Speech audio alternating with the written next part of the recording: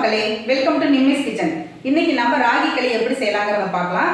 களி கிண்டணும் அப்படின்னாவே ரொம்ப ப்ராசஸ் ரொம்ப அதிகமாக இருக்கும். எப்படி கிண்டுறது ரொம்ப நேரம் ஆகும்னு சொல்லிட்டு எல்லாரும் அதை அவாய்ட் பண்ணிடுவாங்க. அப்படி இல்லாமல் நம்ம குக்கர்லேயும் வைக்காமல் அடுப்புலேயே நம்ம ரொம்ப ஈஸியாக சிம்பிளாக எப்படி செய்யலாங்கிறத இப்போ பார்க்கலாம். நம்ம சேனலில் வீடியோவை பார்க்குறதுக்கு முன்னே நம்ம சேனலை யாரெல்லாம் சப்ஸ்கிரைப் பண்ணாத இருக்குங்களோ அவங்களாம் சப்ஸ்கிரைப் பண்ணிக்கிங்க. பக்கத்தில் இருக்கிற பெல்லையும் அழுத்திக்கிங்க. வாங்க இப்போ நம்ம வீடியோக்குள்ளே போய் ராகி களி எப்படி செய்யலாம், ரொம்ப ஈஸியாக எப்படி செய்யலாங்கிறத நம்ம பார்க்கலாம். இப்போ இருக்கிற பேச்சுலர்ஸும் ரொம்ப ஈஸியாக செய்யலாம் இந்த களியை. வாங்க பார்க்கலாம். இதுக்கு நான் இந்த டம்ளரில் 2 டம்ளர் ராகி மாவு எடுத்திருக்கேன். நீங்கள் எந்த இது மெஷர்மெண்ட் பண்ணுறீங்களோ அதுலேயே நீங்கள் தண்ணி அளவு எடுத்துக்குங்க. இப்போ 2 டம்ளர் மாவு எடுத்து வச்சுருக்கேன். இதுக்கு 5 டம்ளர் தண்ணி. 1 டம்ளர் ராகி மாவுக்கு 2.5 டம்ளர் தண்ணிங்கிற அளவில் 5 டம்ளர் தண்ணியை நான் அளந்து வச்சுருக்கேன். இப்போ இது ஒரு பக்கம் இருக்கட்டும். இப்போ இந்த மாவில் அளந்து வச்ச மாவுலேருந்து ஒரு 2 ஸ்பூன் நம்ம எடுத்து ஒரு பவுலில் போட்டுக்கலாம். இதை போட்டு நம்ம இப்போ அளந்து வச்சுருக்கிற அந்த 5 டம்ளர் தண்ணியிலேயே கொஞ்சமாக தண்ணியை விட்டு நம்ம இது ஒரு கலக்கி விட்டுக்குங்க. 1 டம்ளர் தண்ணியை விட்டு நல்லா கலக்கி விட்டுருங்க. நல்லா இந்த மாதிரி கட்டி இல்லாமல் கலக்கி எடுத்து வச்சுக்கிட்டு இப்போ மீதம் இருக்கிற தண்ணியை அடுப்பில் மேலே வச்சு நம்ம நல்லா ஹீட் பண்ணிக்கலாம். கொதி வர டைமில் நம்ம இப்போ கலக்கி வச்சுருக்கிற அந்த மாவை நம்ம இப்போ ஊற்றிடலாம். இது ஒரு கஞ்சி பதத்துக்கு வரும். இப்போ ஒரு 2 நிமிஷம் நம்ம கிளறி விடலாம். கொதி வர்ற வரைக்கும் நம்ம கிளறி விடலாம். இது கொதி வர ஆரம்பித்த பிறகு இப்போ நம்ம எடுத்துடலாம். உங்களுக்கு அந்த இந்த மாதிரி களிகின்ற கட்டை இருந்துச்சுன்னா, இப்போ குச்சி இருந்துச்சுன்னா இதை வச்சுக்கிங்க. இல்லை அப்படின்னா நீங்கள் கரண்டியை கூட வச்சுக்கலாம். இந்த ஓட்டை கரண்டி மாதிரி இருக்கிறது, இந்த பூரியெல்லாம் எடுக்கிறோமில்ல, அந்த மாதிரி கரண்டி இருந்தால் கூட நீங்கள் அதை யூஸ் பண்ணிக்கலாம். இப்போ இது கொதி வந்துருச்சு. ஃபுல்லாக லோ ஃப்ளேமில் வச்சுடுங்க அடுப்பை. இப்போ மாவு நம்ம மேலோட அப்படியே கொட்டிடலாம்.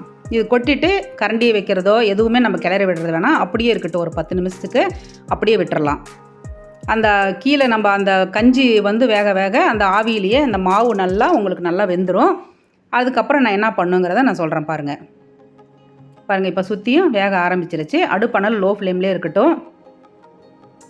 ஒரு 10 நிமிஷம் கழித்து நல்லா 10 நிமிஷம் ஆகிடுச்சு. நல்லா இந்தளவுக்கு பாருங்கள், நல்லா வெந்துருச்சு. இப்போ நம்ம கொஞ்சம் மெதுவாக கிளறி விட்டு அந்த இதெல்லாம் உடச்சி விடலாம். நம்ம இது உங்களுக்கு அடி பிடிக்காது, கட்டியும் ரொம்ப பெருசாக இருக்காது. அதை நான் குச்சி வேணாம் அப்படிங்கிறவங்க உங்களுக்கு கரண்டியை வச்சு உங்களுக்கு ஈஸியாக இருந்துச்சுன்னா நல்லா இழுத்துக்கு ஒரு 2 தடவை கிளறினீங்க அப்படின்னா கட்டியெல்லாம் உடஞ்சிடும். உங்களுக்கு ரொம்ப ஈஸியாகவும் இருக்கும்.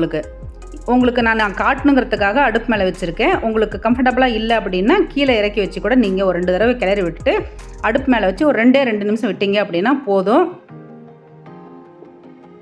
ஒரு தடவை கிளறி விட்டு அடுப்பு மேலே வச்சு ஒரு 2 நிமிஷம் விட்டு நம்ம அடி பிடிக்காமல் கிளறி விட்டிங்கன்னா அவ்வளோதாங்க. ரொம்ப ஈஸியாக ராகி களி ரெடி ஆகிடுச்சு. பாருங்கள், நல்லா வெந்துருச்சு. இது நான் ரொம்ப நேரம் கூட எடுத்துக்கல. ஒரு 10 நிமிஷத்துலேருந்து ஒரு 15 நிமிஷம் தான்.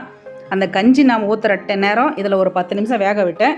ஒரு 2 தடவை எடுத்து ஒரு 2 நிமிஷம் நம்ம விட்டு நான் எடுத்து கிளறி விட்டேன். அவ்வளோதான். ரொம்ப ஈஸியாக ராகி களி ரெடி ஆகிடுச்சு. இதே மெத்தடில் நீங்களும் செஞ்சு பாருங்கள். ரொம்ப ஈஸியாக இருக்கும். இப்போ கரண்டியை நம்ம தண்ணியில் நினச்சிட்டு நம்ம எடுத்து நம்ம இப்படி உருண்டை பிடிச்சிக்கலாம்.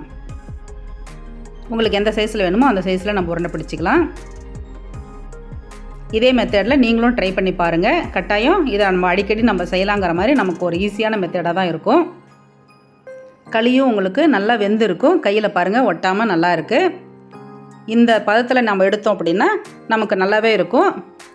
நான் இதுக்கு சிக்கன் கிரேவி வச்சுருக்கேன். நீங்கள் உங்களுக்கு கீரை குழம்பு, தக்காளி குழம்பு, பருப்பு இந்த மாதிரி எல்லாமே நம்ம வச்சு சாப்பிட்றதுக்கு களிக்கு ரொம்ப நல்லாயிருக்கும். பிகினர்ஸும் பயப்படாமல் இதே மெத்தடில் நீங்கள் செஞ்சு பார்த்தீங்க அப்படின்னா கட்டாயம் உங்களுக்கு நல்லா வரும். இந்த மாதிரி நீங்களும் ஒரு முறை ட்ரை பண்ணி பாருங்கள். இந்த சேனல் உங்களுக்கு பிடிச்சிருக்குன்னு நினைக்கிறேன். பிடிச்சிருந்தா ஃப்ரெண்ட்ஸ் அண்ட் ஃபேமிலிக்கு ஷேர் பண்ணுங்கள். தேங்க்யூ.